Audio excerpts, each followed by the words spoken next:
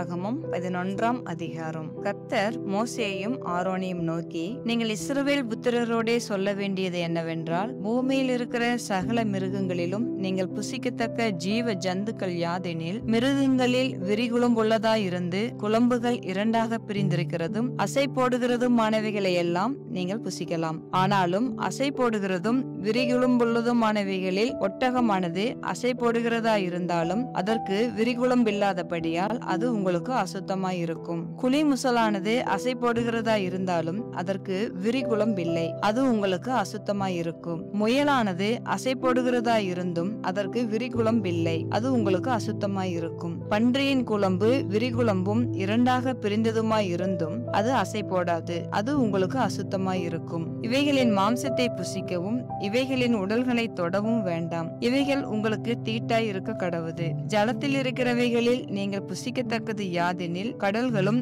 ஆறுகளுமாகிய தண்ணீர்களிலே சிறகும் செதிலும் உள்ளவைகளை எல்லாம் நீங்கள் புசிக்கலாம். ஆனாலும் கடல்களும் ஆறுகளுமாகிய தண்ணீர்களில் நீந்துகிறதும் வாழ்கிறதுமான பிராணிகளில் சிறகும் செதிலும் இல்லாதவைகள் யாவும் உங்களுக்கு அருவருப்பாய் இருப்பதாக.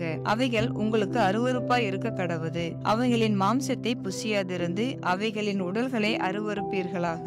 தண்ணீர்களிலே சிறகும் செதிலும் இல்லாத யாவும் உங்களுக்கு அருவருப்பாய் இருக்க கடவுது. பறவைகளில் நீங்கள் புசியாமல் அருவருக்க வேண்டியவைகள் யாதெனில், கழுகும் கருடனும் கடலூராஞ்சியும் பருந்தும் சகலவித வல்லூரும் சகலவித காகங்களும் தீக்குருவியும் கூகையும் செம்புகமும் சகலவித டேகையும் ஆந்தையும் நீர்க்காகமும் கோட்டானும் நாரையும் கூலக்கடாவும் குருகும் கொக்கும் சகலவித ராஜாளியும் புழுக்கொத்தியும் வௌவாலும் ஆகிய இவைகளே. பறக்கிறவைகளில் 4 காலால் நடமாடுகிற ஊரும் பிராணிகள் யாவும் உங்களுக்கு அருவருப்பாய் இருப்பதாக. ஆகிலும் பறக்கிறவைகளில் 4 காலால் நடமாடுகிற யாவிலும் நீங்கள் புசிக்கத்தக்கது யாதெனில், தரையிலே தத்துகிறதற்கு கால்களுக்கு மேல் தொடைகள் உண்டாயிருக்கிறவைகளிலே வெட்டுக்கிளி ஜாதியாய் இருக்கிறதையும், சோலையாம் என்னும் கிளி ஜாதியாய் இருக்கிறதையும், அற்கொல் என்னும் கிளி ஜாதியாய் இருக்கிறதையும், ஆகாபு என்னும் கிளி ஜாதியாய் இருக்கிறதையும் நீங்கள் புசிக்கலாம்.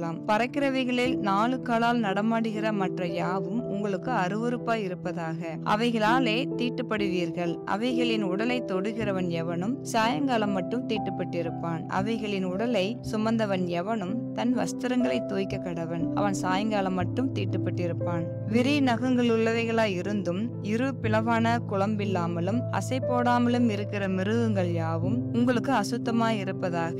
அவைகளை தொடுகிறவன் எவனும் தீட்டுப்படுவான். 4 காலால் நடக்கிற சகல ஜீவன்களிலும் தங்கள் உள்ளங்கால்களை ஊன்றி நடக்கிற யாவும் உங்களுக்கு அசுத்தமாய் இருப்பதாக. அவைகளின் உடலை தொடுகிறவன் எவனும் சாயங்காலம் மட்டும் தீட்டுப்பட்டிருப்பான். அவைகளின் உடலை சுமந்தவன் தன் வஸ்திரங்களை தோய்க்க கடவன், அவன் சாயங்காலம் மட்டும் தீட்டுப்பட்டிருப்பான். இவைகள் உங்களுக்கு தீட்டாய் இருக்க கடவுது. தரையில் ஊறுகிற பிராணிகளில் உங்களுக்கு அசுத்தமானவைகள் எவை எனில், பெருச்சாலியும் எலியும் சகலவிதமான ஆமையும் உடும்பும் அலுங்கும் ஓணானும் பல்லியும் பச்சோந்தியும் ஆகிய இவைகளே. சகல ஊரும் பிராணிகளிலும் இவைகள் உங்களுக்கு தீட்டாய் இருக்க கடவுது. அவைகளில் செத்ததை தொடுகிறவன் எவனும் சாயங்காலம் மட்டும் தீட்டுப்பட்டிருப்பான். அவைகளில் செத்தது ஒன்று யாதொன்றின் மேல் விழுந்தால் அது தீட்டுப்பட்டிருக்கும். அது மரபாத்திரமானாலும் வஸ்திரமானாலும் தோலானாலும் பையானாலும் வேலை செய்கிறதற்கேற்ற ஆயுதமானாலும் சாயங்காலம் மட்டும் தீட்டாயிருக்கும். அது தண்ணீரில் போடப்பட வேண்டும், அப்பொழுது சுத்தமாகும்.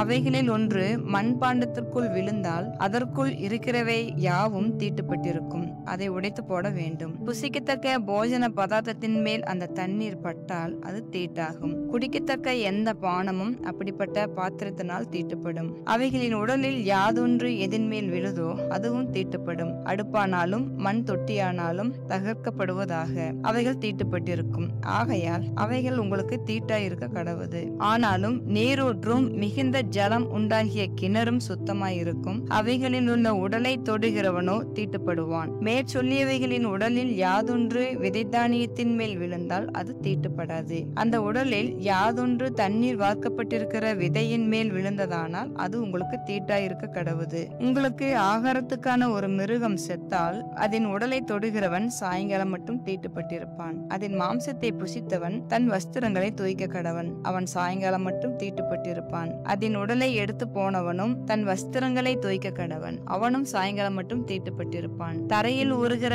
பிராணிகள் எல்லாம் உங்களுக்கு அருவருப்பாய் இருக்க கடவது. அவை புசிக்கப்படலாகாது. தரையில் ஊறுகிற சகல பிராணிகளிலும் வயிற்றினால் நகருகிறவைகளையும் 4 காலால் நடமாடுகிறவைகளையும் அநேகம் கால்கள் உள்ளவைகளையும் புசியாதிருப்பீர்களாக. அவைகள் அருவருப்பானவைகள். ஊறுகிற எந்த பிராணிகளிலும் உங்களை அருவருப்பாக்கி கொள்ளாமலும் அவைகளால் தீட்டுப்படாமலும் இருப்பீர்களாக. அவைகளாலே நீங்கள் தீட்டுப்படுவீர்கள். நான் உங்கள் தேவனாகிய கர்த்தர். நான் பரிசுத்தர். ஆகையால் தரையில் ஊறுகிற எந்த பிராணிகளிலும் உங்களை தீட்டுப்படுத்தாமல் உங்களை பரிசுத்தமாக்கி கொண்டு பரிசுத்தராய் இருப்பீர்களாக.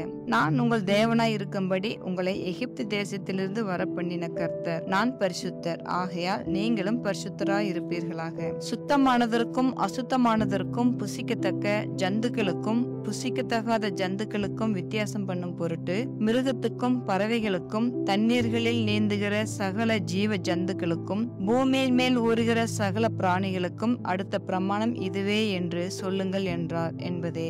ஆமேன்.